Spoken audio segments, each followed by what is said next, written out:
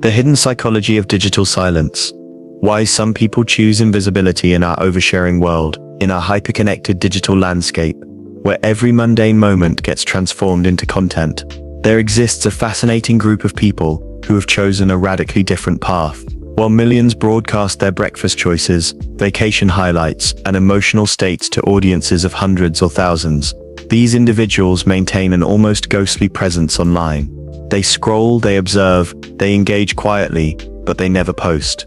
This phenomenon isn't just about personal preference or technological reluctance. It represents a profound psychological response to our culture of perpetual performance, revealing deep insights about human nature, authenticity, and the price we pay for digital visibility. Architecture of digital silence. The decision to remain invisible online often begins with a moment of recognition. The sudden awareness that life has become a series of performances rather than experiences. These individuals have recognized something most of us haven't fully grasped, that social media has fundamentally altered not just how we communicate, but how we perceive ourselves and construct our identities. When someone chooses digital silence, they're making a statement about ownership. Ownership of their experiences, emotions, and narratives. Every moment shared online loses some of its intimate quality, becoming subject to interpretation, judgment, and the volatile currency of digital approval. Those who refrain from posting are essentially protecting their psychological ownership of life itself. This protective instinct runs deeper than simple privacy concerns. It's rooted in what psychologists call psychological reactance, the human tendency to resist perceived threats to our autonomy. When the entire digital ecosystem pushes toward sharing, choosing silence becomes an act of psychological self-determination. The neuroscience behind the need to share. To understand why some people resist posting, we must first examine what drives the compulsion to share. Every time we publish content online and receive positive feedback, likes, comments, shares, our brains release dopamine, the neurotransmitter associated with pleasure and reward. This creates a feedback loop that gradually conditions us to seek external validation for our experiences. Over time, this neurochemical reward system begins to influence how we perceive and process our daily lives. We start viewing experiences through the lens of shareability, unconsciously editing our reality to fit the formats and expectations of our chosen platforms. The sunset becomes less about the feeling it evokes and more about the image it might create. The conversation with a friend becomes potential content rather than genuine connection. Those who choose not to post have either never fully engaged with this dopamine loop or have consciously decided to break free from it. This decision often reflects a higher degree of what psychologists term intrinsic motivation, the drive to engage in activities for their inherent satisfaction rather than external rewards. The paradox of connection through disconnection. One of the most counterintuitive aspects of digital silence is how it often leads to deeper, more meaningful connections. When someone stops broadcasting their life, they begin to distinguish between performative relationships and authentic ones. They discover who reaches out without the prompt of a status update, who remembers important events without digital reminders, who seeks their company for genuine conversation rather than social media content. This shift from broad, shallow digital connections to fewer, deeper personal relationships reflects a fundamental understanding about human social needs. While social media promises connection, it often delivers a substitute, the illusion of intimacy without its substance. Those who choose silence are often seeking what researchers call high-quality connections, interactions characterized by mutual positive regard, vitality, and genuine engagement. The irony is striking. By making themselves less visible online, these individuals often become more present in the lives that matter most to them. They invest their emotional energy in relationships that don't require documentation to feel real. The psychology of identity formation in digital spaces. Social media platforms function as modern mirrors, constantly reflecting versions of ourselves back to us through the responses of others. This external validation becomes integral to how many people develop and maintain their sense of self. The number of likes becomes a metric of worth, the frequency of comments a measure of relevance. For those who choose not to post, identity formation happens through a different process entirely. Rather than constructing themselves through external feedback, they engage in what psychologists call identity exploration, the internal process of understanding one's values, interests, and authentic self, without the influence of social comparison or validation seeking. This internal approach to identity development often results in what researchers term identity achievement, a stable sense of self that isn't dependent on external circumstances or opinions. While their peers might struggle with the anxiety of maintaining their online personas, those who remain silent often develop a more secure and autonomous sense of who they are. The emotional labor of curation. What many people don't realize is that maintaining an active social media presence requires significant emotional labor. Every post must be carefully crafted, timed strategically, and monitored for engagement. The pressure to maintain consistency in one's online persona can become exhausting, particularly when that persona doesn't align with one's authentic self. Those who choose digital silence have often recognized this hidden cost. They understand that the energy required to curate, maintain, and respond to their online presence could be better invested elsewhere, in personal growth, creative pursuits, meaningful relationships, or simply in the experience of living without the burden of documentation.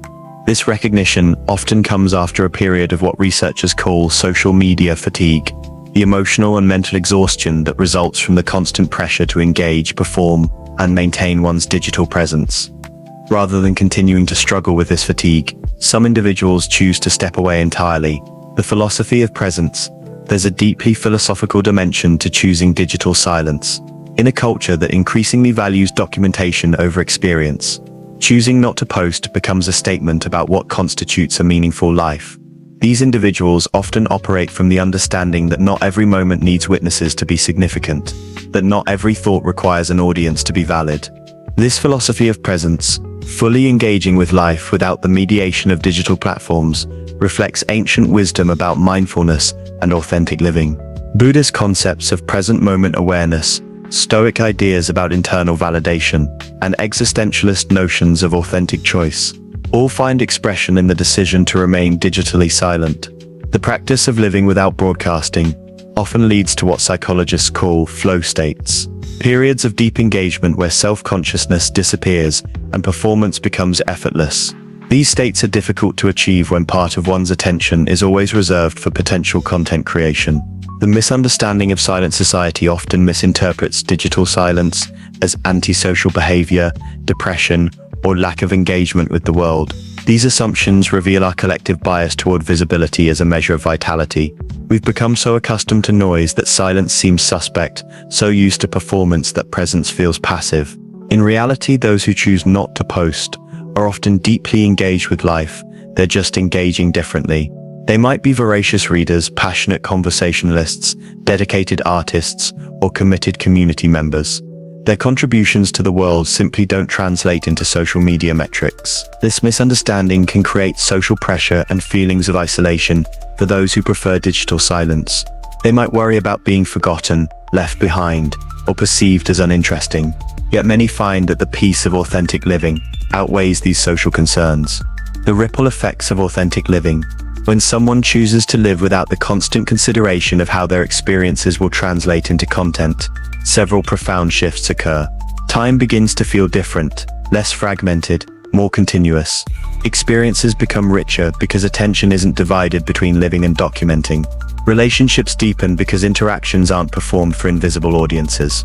These individuals often report a heightened appreciation for subtlety, the nuanced emotions that don't translate into emojis, the complex thoughts that can't be reduced to captions, the profound moments that lose their power when shared publicly. They become connoisseurs of the unshared experience. This appreciation for life's unbroadcast moments often leads to increased creativity, deeper self-reflection, and more authentic self-expression in other areas of life. Energy that was once channeled into social media creation gets redirected into personal projects, relationships, and growth. The courage of invisibility. In our current cultural moment, choosing digital silence requires genuine courage. It means resisting the powerful algorithms designed to capture and maintain attention. It means accepting potential social consequences, being left out of conversations, missing invitations extended through social media, or being perceived as disengaged. This courage often reflects a deep commitment to personal values over social expectations. These individuals have decided that authenticity matters more than visibility, that depth matters more than reach, that personal peace matters more than public perception. The future of digital silence. As awareness grows about the psychological costs of constant connectivity and performance pressure, digital silence may become less of an anomaly and more of a conscious lifestyle choice. We're already seeing movements toward digital minimalism, social media detoxes, and intentional technology use. Those who have chosen silence aren't necessarily advocating for universal disconnection. Rather, they're modeling an alternative approach to digital life, one that prioritizes intention over compulsion, quality over quantity, presence over performance, the wisdom in withdrawal. Perhaps the most profound insight from those who choose digital silence is that not everything meaningful needs to be shared to be valuable. In fact, some experiences become more meaningful when they remain private, protected from the interpretation and judgment of others. This understanding challenges our culture's fundamental assumptions about value and visibility. It suggests that a life well lived isn't necessarily a life well documented, that significance doesn't require an audience, that the most important conversations we have might be the ones with ourselves. In a world increasingly defined by noise, these quiet individuals serve as reminders of an alternative way of being. They show us that it's possible to engage deeply with life without broadcasting that engagement to the world. They demonstrate that presence can be more powerful than performance, that authenticity can flourish in the absence of applause. Their silence isn't empty, it's full of intentional choices, mindful presence, and the rare courage to live life on their own terms, regardless of whether anyone is watching. In choosing invisibility, they've perhaps found the most visible truth of all, that the most meaningful aspects of human existence happen not in the spotlight of social media, but in the quiet corners of authentic living, where real transformation occurs.